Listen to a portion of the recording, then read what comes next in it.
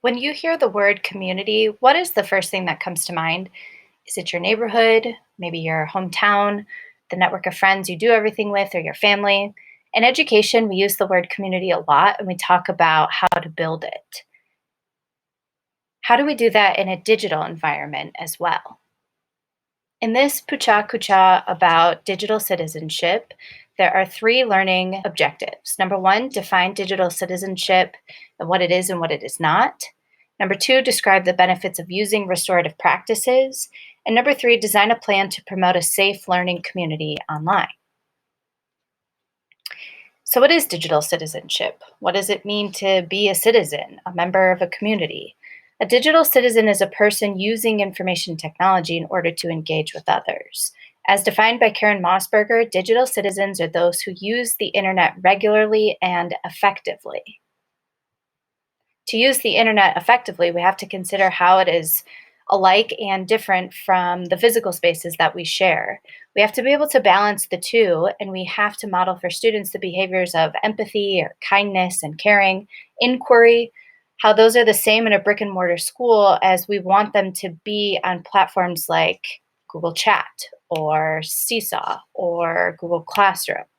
We noticed that when Google came out with Google Chat that there were many problems.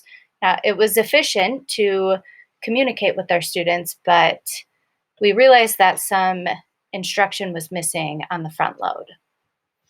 So this year we'd like to be proactive. We want to take an approach ahead of time when we notice some issues at last year. What language do you use when you're building community in your classroom those first few days of school? And what is the language that students use? Can we use some of these same essential agreements in person as we do online? I'd like to take a moment to reflect on a time and a memory that you have as a kid, can be a adolescent or a child, when you were caught getting in trouble. It can be harmless or serious. Just try to remember the details of this event and tap into how you felt when you were caught. After recalling that memory, can you recall what the interaction with an adult was like? Was it punitive? Were you punished immediately? Or was it restorative? Did you talk about the choices you made with a safe adult and how you could have made a better choice in the future? When we punitively punish kids for making a mistake, we instill guilt and shame. I know I carry some guilt and shame from things from my past, my childhood, when I was caught doing something unexpected. And as teachers, we know how to approach situations from a restorative perspective. So, why not approach digital instances with a restorative approach? We have to presume positively that the student choice online is not a direct reflection of who they are as a person offline. Understanding that the anonymity that a screen can provide is something that our society at large is still exploring and processing. When we talk about agency a lot as an IB school, we want to discern that it's more than just student choice. It's students taking active ownership of their learning experiences and ultimately their own lives. So, how do we promote agency and restorative practices when it comes to digital environments? They want to be connected to each other. That was made very clear last year.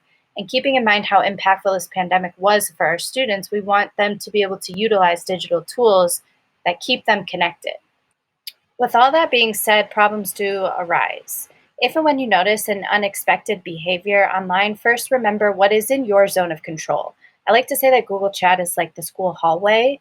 Kids are going to say things to each other that we can't always control. The only reason behaviors seem to be rising is because we have access to surveillance tools that allow us to see all student activity at all times. And this is a unique position to be in. But if you find yourself needing to confront a behavior, there are three next steps that you can take. Keep in mind that digital citizenship is not controlling students' behavior in a digital setting, but encouraging them to treat their online environment as if it were a face-to-face one. First is a restorative conversation. Use the 4 questions from restorative practices. What happened? Who was affected? What are you responsible for? And what is the solution?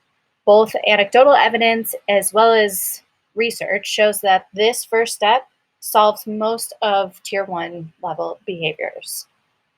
The second step is to collect a body of evidence. If that restorative conversation was not effective, you are now working with a tier two, possibly tier three level behavior. You can collect evidence using Securely, where you have the ability to print screenshots of real time student activity. For further training about Securely, please see me or your colleagues. The third step is to consult the problem solving team at our school. If a body of evidence and a restorative conversation are not enough, it's time to implement an intervention that considers the whole child. And we want to try to find a strength based solution. Asking caregivers to get involved in this conversation also keeps the lines of communication between school and home open. We want to encourage caregivers to hold students accountable and be part of the solution for repairing any harm that may have been done. It could be hard to remember not to take the device away as a natural consequence, but because we are teaching in such a digital time, taking a device such as an iPad or Chromebook away from a student due to unexpected behaviors would be similar to taking a math textbook away from a student if they were doodling in it or ripping the pages out. We have to work together to find better solutions. So I'd like you to think back to the beginning of this video and the scenario from your past. How might having a restorative conversation that time you were in trouble as a kid have changed the trajectory of your behavior going forward? What is one way you can maybe shift the conversation in your classroom to be more community centric, both online and offline?